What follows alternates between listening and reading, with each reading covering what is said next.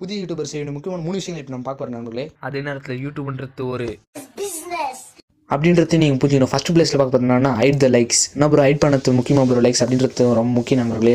நீங்கள் போகிற வீடியோக்கு பார்த்தா ஃபஸ்ட் லைக் நீங்கள் தான் போட்டிருப்பீங்க நண்பர்களே. அது வந்து வேறு யாராவது பார்க்கும்போது என்னடா இது ஒரு லைக் தான் வந்து வீடியோ நல்லா இருக்குதுன்னு நினச்சி ஸ்கிப் பண்ணுறாங்க. அதனால் நீங்கள் வந்து வீடியோவை லைக்ஸ் வந்து ஹைட் பண்ணது வந்து நல்லது. இப்போ நீங்கள் வந்து அங்கே மேலே இருக்கிற பென்சில் சிம்பிள் வந்து யூடியூப் ஸ்டுடியோ ஆன் பண்ணி தொட்டுங்க என்ன வீடியோ வந்து லைக் ஆஃப் பண்ணுமோ நீங்கள் ஓப்பன் பண்ண இதுமாதிரி தான் காமிக்கும். நீங்கள் வந்து மோர் ஆப்ஷன்ஸ் தொட்டணும். மோர் ஆப்ஷன்ஸ் தொட்டோடனே எங்களை ஷோ லைக்ஸ் காமிக்கும். அதை வந்து எடுத்துருங்க. டிக் வந்து தூக்கணும். வெளியே வந்து சேவ் குத்துங்க. Choose the audience. இது வந்து 2வது இடத்துல இருக்குது நண்பர்களே. இது நீங்கள் வந்து ஆடியன்ஸ் ஆப்ஷனை தொட்டணும் நண்பர்களே. அந்த ஆடியன்ஸ் ஆப்ஷனை தொட்ட உடனே இதுமாதிரி தான் காமிக்கும். நீங்கள் வந்து இது வந்து குழந்தைகளுக்காகவே முழுக்க உருவாக்கி இருந்தால் மட்டும்தான் நீங்கள் எஸ்மேட் ஃபார் கிட்ஸ்னு கொடுக்கணும். இல்லைனா நீங்கள் வந்து நாட் மேட் ஃபார் கிட்ஸ் தான் கொடுக்கணும். நீங்கள் வந்து எஸ்மேட் ஃபார் கிட்ஸ்னு கொடுத்தீங்கன்னா இது வந்து குழந்தைங்க யூடியூப் சேனலில் வந்து போக ஆரம்பிச்சிடும்.